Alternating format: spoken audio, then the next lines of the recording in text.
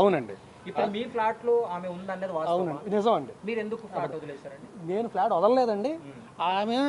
ఆమెకి డ్రగ్స్ అలవాటు, ఆమె చుట్టూ ఉండే మనుషులు వీళ్ళందరూ కూడా చాలా చెత్త. అలా అని చెప్పి నేను హైదరాబాద్ వచ్చిన కొత్తలో ఖచ్చితంగా నాకు హెల్ప్ చేసిందండి, గ్రాడ్యుయేట్ ఉంది. రెండోది ఏంటంటే నిజంగా ఇందాక చెప్పినట్టే నా రెప్యుటేషన్ ఎక్కడ పాడవద్దు అని భయంతో మూసుకొని నేనే బయటకు వెళ్ళిపోయానండి. వదులుకోవడానికి సిద్ధంగా లేనండి. నేను అసలు ఏమీ మాట్లాడలేదు, ఏమీ లేదు, నేనే వెళ్ళిపోయాను. మల్హోత్రా ఎందుకు లావణ్యతో మాట్లాడాల్సి వచ్చింది? ఆ ఆడియోలో కూడా ఉంది, తను చెప్తుంది నన్ను చంపేస్తాం, కనీసం బాడీ కూడా దొరకకుండా చేస్తాం అని చెప్పి ఎవరు తను కంప్లైంట్ లో పేర్కొంది. లావణ్య కంప్లైంట్ లో పేర్కొందండి. ఏదైనా ప్రూఫ్ ఉందా? ఈవిడే నేను మళ్ళీ చెప్తున్నానండి. So I can't talk on behalf of which is not right. So ఆవిడని బెదిరించిందండి, వాళ్ళ అన్నయ్యతోని చాలా ఫిల్తీ లాంగ్వేజ్లో మాట్లాడింది. ఇదంతా జరిగింది, ఇవన్నీ కూడా వాళ్ళ దగ్గర ఉన్నాయి. వాళ్ళు కంప్లైంట్ ఫైల్ చేస్తారండి. I can't talk on behalf of which it's because it's not right. Clarity ఇవ్వండి. అంటే మీరు ప్రతి ఇంటర్వ్యూలో కూడా నేను పెళ్లి చేసుకోవాలని చెప్తున్నారు, కానీ ఆమె చెప్తున్నటువంటి వాటిలో పెళ్లి చేసుకుంటానని నమ్మించి మోసం చేశాడు. ఏమంటే పెళ్లి చేసుకుంటా నమ్మించి మోసం చేశానని ఒక దగ్గర చెప్తుంది, మాకు ఆల్రెడీ పెళ్లి అయిందని ఇంకో దగ్గర చెప్తుంది. గుడిలో పెళ్లి చేసుకున్నా అది చెప్తే అబద్ధం చెప్పడం మొదలు పెట్టినప్పుడు ఏ అబద్ధం అనేది చెప్తారండి. నేను నించొని నిజం చెప్తున్నా. నేను ఇందాక కూడా నేను మీ భయపడి మిమ్మల్ని ఎవరి వెళ్ళిపోతాను కదా, నిజంగా ఎంతో ఒక నిమిషం మాట్లాడాలి కాబట్టి కారు ఎక్కానంటే మా డ్రైవర్ తెలియక తీసాడు. అందుకే డ్రైవర్ని కూడా దిగమన్నా అప్పుడైనా సరే 1 మినిట్ ఆగుతారు మాట్లాడి వచ్చేద్దామని చెప్పి. నాకు అసలు మీడియాని అవాయిడ్ చేద్దాం అనుకుంటే అసలు ఎక్కడ దాకా కూడా మీరు లావణ్యతో రిలేషన్షిప్ వదులుకోవడానికి కారణం ఏంటి? తను డ్రగ్స్ తీసుకుంటుందని తెలిసిన తర్వాత వదులుకున్నారా, లేకపోతే ముందు నుంచి వదులుకున్నారా? ఏమండి, 2-3 ఏళ్ళు అంత బాగానే ఉంది. ఆ తర్వాత మా అందరికి ఎటువంటి రిలేషన్షిప్ మాకు ఎటువంటి రిలేషన్షిప్ అంటే శారీరకంగా కానీ ఎలాంటిది లేదండి. అండ్ ఆవిడ వేరే అతనితో రిలేషన్షిప్లో ఉండి నేను ఆవిడ దగ్గర ఉండాలి ఏంటంటే మీకు మీ పేరెంట్స్కి చాలా చాకరీ చేశాను నేను, నన్ను పట్టించుకోలేదు వాళ్ళు అంటున్నాను. మళ్ళీ చెప్తున్నాను, కాదు, అబద్ధం. ఆ ఇంట్లో కూడా మాకు ఈ సినిమా మొదలైంది ఎప్పుడంటే సంవత్సరం క్రితం అండి. సంవత్సరం కూడా అవ్వలేదు అనుకుంటా. అదే చెప్తున్నానండి. మీరు అది గట్టిగా ఇది భయం వేసిందండి. సార్ లావణ్య ఎలా పరిచయం సార్ మీకు? ఎక్కడ పరిచయం? నాకు హైదరాబాద్ కాదండి, నాకు నిజంగా వైజాగ్లో ఉన్నప్పుడు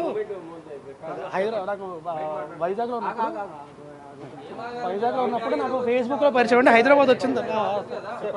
సరే వెళ్ళిపోతాం. సో నాకు వైజాగ్లో పరిచయం అండి. హైదరాబాద్ వచ్చిన తర్వాత ఇనీషియల్గా నేను ఒక దీనికోసం సినిమా గురించి వచ్చినప్పుడు హైదరాబాద్ వచ్చినప్పుడు ఇనీషియల్గా అప్పటి నుంచి పరిచయం అండి నాకు. అంటే ముందు నుంచే మీరు పెళ్లి చేసుకుందామని రిలేషన్ స్టార్ట్ చేశారు, లేకపోతే ఫ్రెండ్షిప్గా ఉండి అలా ఒకరికొకరు ఇష్టపడి పెళ్లి చేసుకుందామని అనుకున్నారు? లేదండి, రిలేషన్షిప్ అనేది ఉండేదండి, అప్పట్లో ఉండేదండి. 2-3 ఇయర్స్ అండి. ఆ తర్వాత లేదండి. బట్ నాకు పెళ్ళి అనే ఉద్దేశం ఎప్పుడూ లేదండి. కాబట్టి మీరు అడిగే విధానం బట్టి ఎక్కడ కూడా భయం వస్తుంది. ఎందుకంటే మీరు అన్నట్టుగా తనను పెళ్లి చేసుకోవాలి అని తనతో రిలేషన్, లేకపోతే తనతో రిలేషన్ రిలేషన్స్లో ఉన్నామండి. కాదండి, అంటే మనసులో ఎక్కడో ఉండేదండి, ఖచ్చితంగా ఉండేదండి. అంటే మేబీ అయితే బాగుంటుంది, మంచిది, డెఫినెట్గా బాగుంటుంది, అయితే బాగుంటుందని ఖచ్చితంగా ఉండేదండి, అందులో డౌట్ లేదండి, అది ఖచ్చితంగా ఉండేది.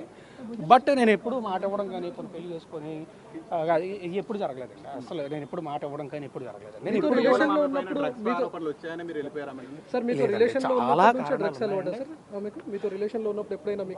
రెండు 3 ఏళ్ళ తర్వాత స్టార్ట్ అయింది. అంటే ఆమె మీకు కూడా తీసుకొని వచ్చానని చెప్పింది, ఒకసారి చెప్పింది. ఏమండి, నేను నా జీవితం లావణ్యను బలవంతంగా డ్రగ్స్ కేసులో ఇరికించారు తప్ప నాకు డ్రగ్స్ 45 రోజులు జైల్లో. ఒకటి చెప్తాను, ఇప్పుడు నేను ఆవిడ డ్రగ్స్ కేసులో ఇరికించేంత సీన్ నాకుంటే నాకు ఈ పరిస్థితి రాదు కదా. ఈరోజు ఈ పరిస్థితి రాదు కదా. దీని నుంచి కూడా ఆవిడ అవాయిడెడ్ ఎట్లా అంటే ఇప్పుడు మీరు రిలేషన్షిప్లో ఏమండి, నేను కలిసి సినిమా చేసాం, అతి త్వరలో సినిమా రిలీజ్. మరి ఆమె ఎందుకు ఈవిడ ఆమెతోనే కాదండి, నాతో పనిచేసిన డైరెక్టర్స్, నా ఫ్రెండ్స్ అందరికీ ఆమె ఫోన్లు చేసిందండి, అందరికీ ఫోన్లు చేసి బెదిరించింది. అండ్ మళ్ళీ ఇందాక చెప్పినట్టే I can't talk on behalf of her వాళ్ళకి వాళ్ళు కంప్లైంట్ ఫైల్ చేస్తారండి, నా సైడ్ నుంచి నేను ఫైల్ చేస్తాను. ఏమని చెప్తారు? ఏం చెప్తారు? మీరు ఏం చెప్తారు? కంప్లైంట్ ఫైల్ చేసిన తర్వాత డీటెయిల్డ్గా మళ్ళీ నేనే ప్రెస్ మీట్ పెట్టి ఏం కంప్లైంట్ ఫైల్ చేశానని లావణ్య చెప్తాను. మీద ఏం ఆరోపిస్తున్నారు మీరు?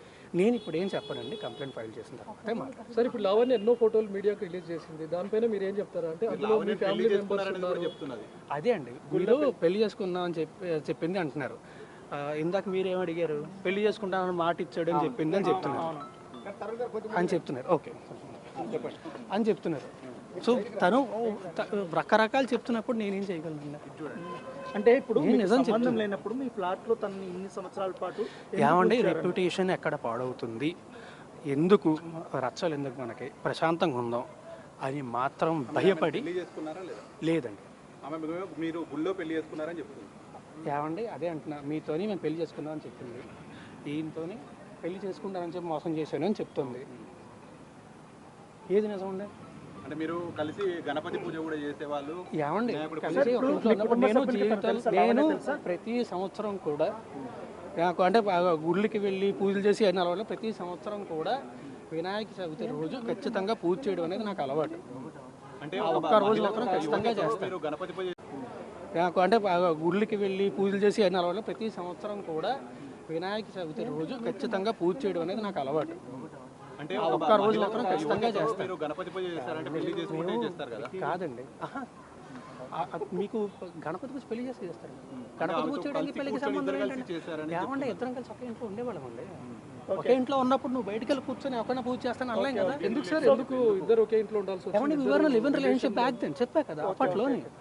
కూడా అప్పుడు పరిచయం చేయించారు అప్పుడు? తెలుసు, మా పేరెంట్స్ కూడా పరిచయం. ఓకే, మా పేరెంట్స్ కూడా పరిచయం. ఈ లావణ్య తమ్ముడు మీతో డబ్బులు తీసుకోవడము, డబ్బులు అడగడం మీద మీకు నేను కంప్లైంట్ ఇస్తానండి, మొత్తం స్టేట్మెంట్ అనేది కంప్లైంట్లు అన్ని ఇస్తాను. ఇచ్చిన తర్వాత మొత్తం ప్రొడ్యూస్ రేజ్ చేసినప్పుడు ఏమైనా సెటిల్మెంట్ కి ఏమైనా పిలిచారా మీరు? లావణ్యకి సెటిల్మెంట్ చేస్తామని ఏం సెటిల్మెంట్ అండి? ఈ విషయం ఒకసారి పోలీస్ స్టేషన్ కి వెళ్తా అన్నప్పుడు ఆమె చెప్పినప్పుడు ఆమె నాతో చెప్పలేదండి. నేను సెటిల్మెంట్కి నేను ఎప్పుడు మాట్లాడలేదండి, ఆమె కూడా నాతో మాట్లాడలేదండి. మాల్వి కూడా అలాగే ఈమె ఆవిడికి ఫోన్ చేసిందండి. ఆమె అది మళ్ళీ సారీ అది కూడా మళ్ళీ చెప్తున్నా, అది ఆమె కంప్లైంట్ ఫైల్ చేస్తుంది. It's not right for me to talk on behalf of. 11 ఏళ్ల రిలేషన్ లో ఏనాడు రాస్తారుని ఇబ్బంది పెట్టని లావణ్య ఈ రోజే ఎందుకు కంప్లైంట్ చేయడానికి వచ్చింది? ఈ రోజు ఏనాడు ఇబ్బంది పెట్టలేదు. సరే, ఏనాడు ఫిర్యాదు చేయని లావణ్య 11 ఏళ్ల తర్వాత ఈ రోజు ఎందుకు పోలీసులను ఆశ్రయించాల్సి వచ్చింది? రాస్తారని గురించి ఎన్నో విషయాలు ఎందుకు బయట పెట్టాల్సి వచ్చింది? ఎందుకంటే అండి నాకు తెలిసేయండి, నేను వీని కన్సల్టింగ్ లీగలీ బికాజ్ నా చుట్టుపక్కల ఉన్న వాళ్ళందరినీ ఆమె ఫోన్ చేసి ఇబ్బంది పెడుతుందని చెప్పి నేను లీగల్గా కన్సల్ట్ చేస్తున్నానండి. కన్సల్ట్ చేస్తున్న విషయం తనకు తెలిసి ఉంటుంది, నాకంటే ముందే తను స్టెప్ తీసుకుందాం అని చెప్పి తనకి వెళ్ళారనేటువంటి ఆరోపణ చేస్తుంది. ఏమండి అవడం స్టార్ట్ అయితేనే ఇవన్నీ జరిగాయని తన వర్షన్. ఆమె ఏదన్నా చెప్తుంది. సార్ చివరిగా మీరు ఎప్పుడు కలిసారు సార్ లావణ్య? ఏళ్ళు కాదండి, మంత్స్ అయిందండి.